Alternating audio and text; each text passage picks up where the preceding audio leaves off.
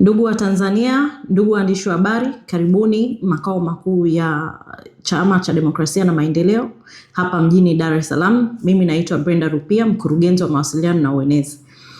Sasa leo tunataka kuzungumza kuhusiana na mambo mawili, lakini la kwanza ambalo ndio la msingi ni kuhusiana na kesi na mwenendo wa kesi ya uhaini ya mwenyekiti Tundu Antipas Lissu.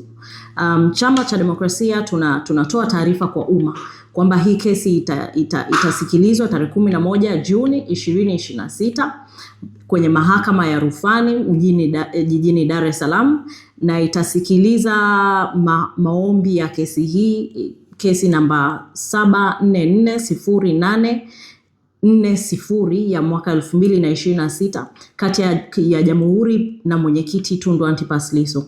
Maombi hayo yatasikilizwa na jopo la majaji watatu, ambayo jaji wa mahakama wa rufaa Mheshimiwa Mwarija, Mheshimiwa Muruke na Mheshimiwa Hamisi.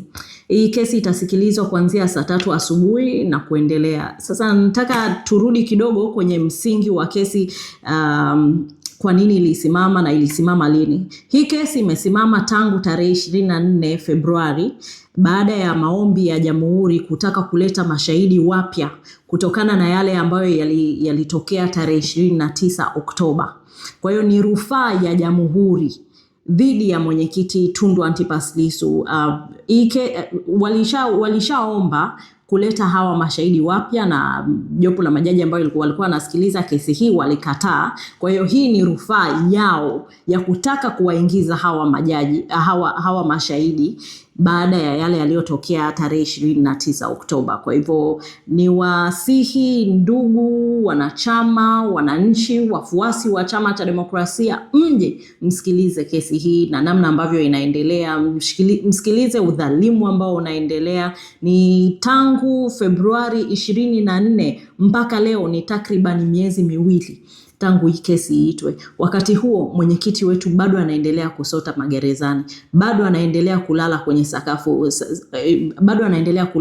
sakafuni chini, bado anaendelea kula chakula cha magereza, bado anaendelea kuzuiliwa kuonana na wanachama, kuonana na viongozi wa Chama cha Demokrasia, na bado anaendelea kupata mateso ya magereza, mambo ambayo sio sawa. Kama nchi, kama chama, tunatakiwa kukataa haya mambo, na ndio maana tunawasihi wananchi mje mshirikiane na sisi Chadema kusikiliza hii kesi, lakini kukataa udhalimu ambao unaendelea. Hii ni nchi ambayo yupo kwenye sovereignty, na kila siku wanatuambia kwamba hii nchi ni huru. Basi kutokana na uhuru huo, basi kila mtu anatakiwa apate usawa wa kusikilizwa kesi yake, usawa wa kuwa huru, usawa na kuishi na familia. Hivyo ni maombi, lakini pia kama chama tunaitaka serikali, tunaitaka mahakama isikilize hii kesi kwa uhuru, lakini inaitaka serikali kumwachia Lissu mara moja bila masharti yoyote. Kwa hiyo hilo ni jambo la kwanza ambalo nilitaka kuzungumza. Jambo la pili ambalo nilitaka kuzungumzia ni kuhusiana na jeshi la polisi kuanzisha operation ya kukamata na kupiga wananchi ambao wanauza vifaa vya Chadema. Kwa kweli hili jambo ni jambo baya sana, ni baya sana kwa nchi. Hiki ni chama cha siasa, na kama chama cha siasa tuacheni tufanye kazi yetu ambayo ni siasa. Tukisema tunafanya siasa ni pamoja na kufanya uenezi wa chama, pamoja na kuuza vifaa vya chama, pamoja na kuuza t-shirt ambayo yana nembo ya Chadema, tracksuit zenye nembo za Chadema, magauni yenye nembo ya Chadema, scarf zenye nembo za Chadema. Wiki iliyopita, nasikitika kusema, wiki iliyopita kuna polisi ambao walimfuata ndugu Yola Mseti Mjela nyumbani kwake kata ya Mburahati jijini Dar es Salaam, wakampiga, wakachukua vitu vyake vyenye thamani kubwa. Pamoja na vitu ambavyo walichukua ni tracksuits zenye idadi ya 2500, walichukua t-shirt 500, viremba 3500,